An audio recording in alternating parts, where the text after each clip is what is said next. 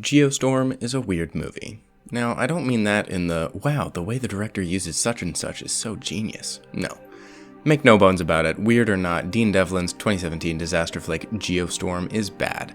Really bad, almost irredeemably so. The script is awful, the American heroes are played by people from the UK, and it ends with an eye-rolling climate change unite message that sounds like it's directed towards children.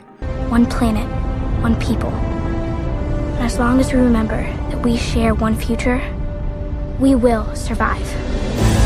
No, wait.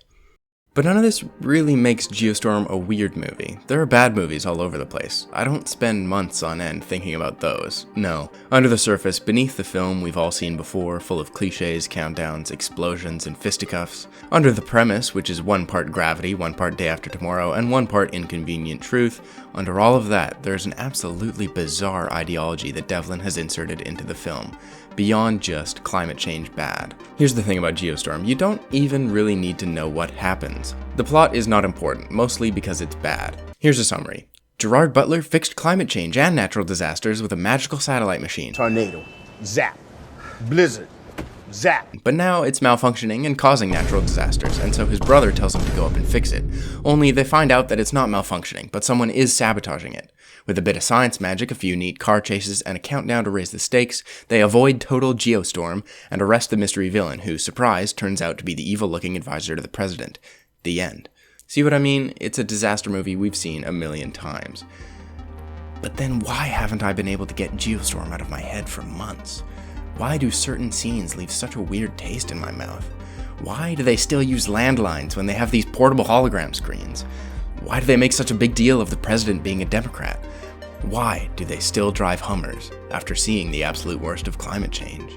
Geostorm does not beat you over the head with its message. It's not a Lorax or a Don't Look Up, but at its core it does share this honorable intent, to inform and warn the world about the harmful effects of human-caused climate change. You can see that from behind-the-scenes interviews with the cast and crew, and the fact that director Dean Devlin is very proud of producing this random documentary about electric cars. I've been involved with the green movement ever since I did the movie Who Killed the Electric Car. The film is bookended with some really corny narration from the protagonist's daughter about how we need to unite as one if we want to solve climate change. Everyone was warned, but no one listened. Again, there's nothing inherently wrong with this, but this opening and closing does not cover up what the rest of Geostorm proposes. A safe world where we never have to face our misgivings, a world whose only fundamental differences from ours is that the government is useful and that climate change does not exist. A world where our ways of life did not need to change to save the planet. The really smart white guy who builds electric cars did everything. A world where the only thing we have to worry about are silly old misguided boomers. The status quo is good now.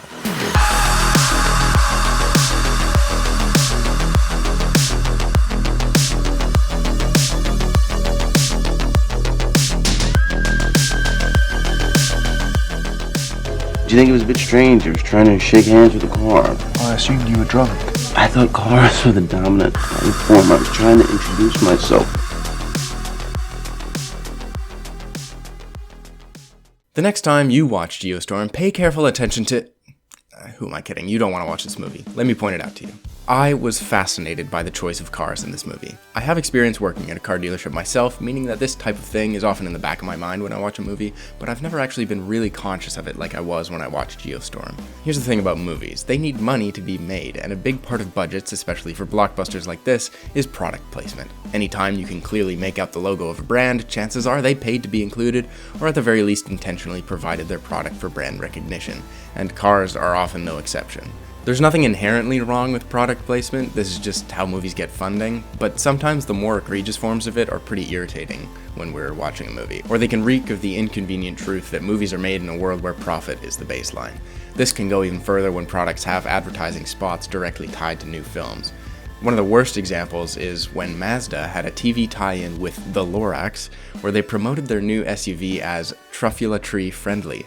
And who received the only certified Truffula Tree seal of approval? Mazda. Bit ironic, no? And Geostorm's automotive product placement is a bit ironic in the same vein. Like I already said, it has a similar core message, but the cars in Geostorm reek maybe even more of corporate and political influence. It's widely accepted that electric cars are better for the environment than internal combustion engines, marginally. Though you wouldn't know this from the way that car companies promote them. Introducing the 100% electric Nissan Leaf. Innovation for the planet. Equally widely accepted is the fact that electric cars are an easy way of greenwashing, that is, a way for companies to claim environmental salvation and contribution. At the end of the day, cars are just terrible for the environment, electric or otherwise, and car dependency as a societal function is unsustainable. The bottom line is that anyone promoting electric cars as the saviors of the environment is really just upholding a status quo that refuses to let go of unsustainable infrastructure. We decided that all the new cars of our movie would be electric cars. This is important, but there are smarter people than me who can explain that to you. I'll link some resources below. We're here to talk about geostorm. Interestingly, car dependency apparently never came up when humanity was faced with global catastrophe in the world of geostorm. The world came together as one. Nowhere in geostorm do you see people taking public transit or hell, even walking anywhere. Cars are pretty much the only mode of transport in the near future world of geostorm, and electric cars in particular are meant to be the transport of our future. As a hobby, the protagonist Jake puts electric motors in old muscle cars, our macho lead doing this a very clear way to communicate to the audience that electric cars are super cool. I build electric motors for the retirees down in Vero Beach. Keeps me busy.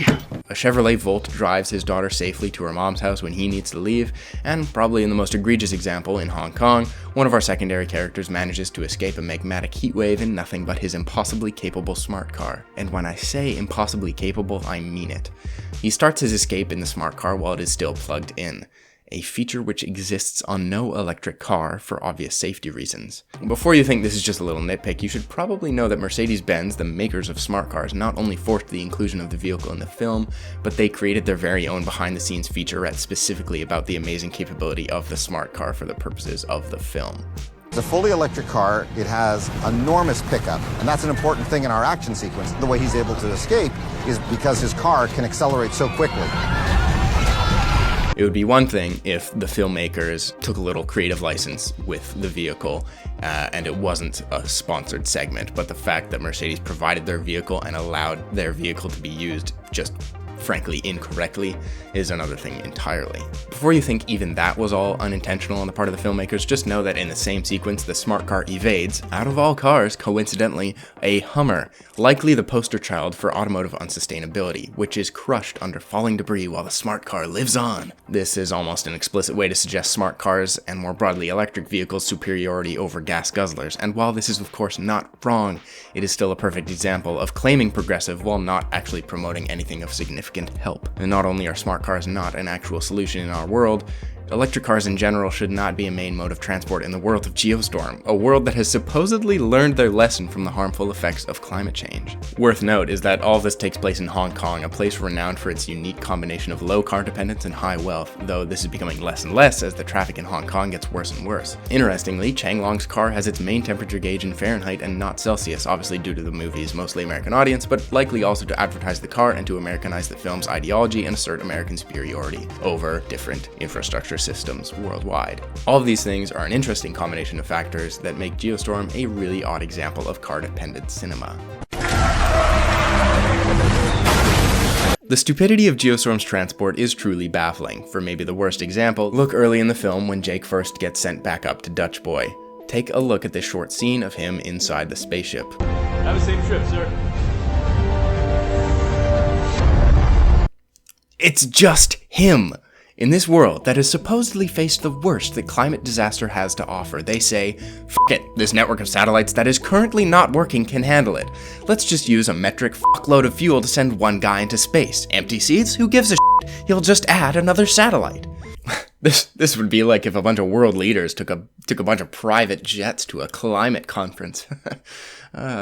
So unintentionally, Geostorm is a brilliant satire on the ways that liberal centrism is just performative progressivism, and technology will save us, nothing about our status quo really needs to change, eventually some genius will show up and use space magic to stop climate change. It does this, I think, unintentionally. Intentionally, the movie does nothing but promote this very ideology. I trade internet jokes about W, they sure are funny to me, but don't even think about asking for me to give up my new hybrid SUV. I don't know what you mean about oil. Oh, I just wish that gas could be free. This is your part. So love me, love me, love me. I'm a liberal.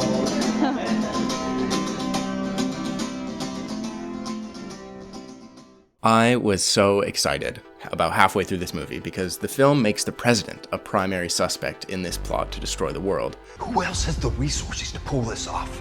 Not only that, but the film makes it clear that he is liberal as well. At the crux of the film, the president is set to make a speech at the Democratic National Convention, while at the same time the main characters are quite sure that he himself is the villain.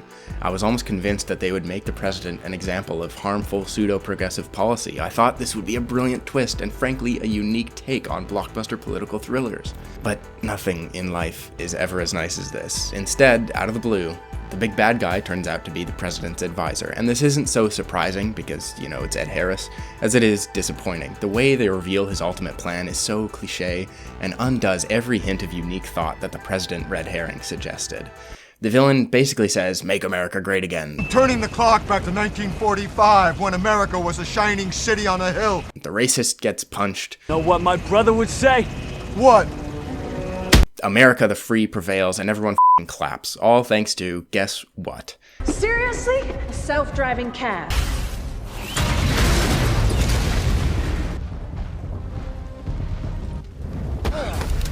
A self-driving electric Mercedes, prominently featured by the company. We had the amazing Mercedes B-Class self-driving taxi car.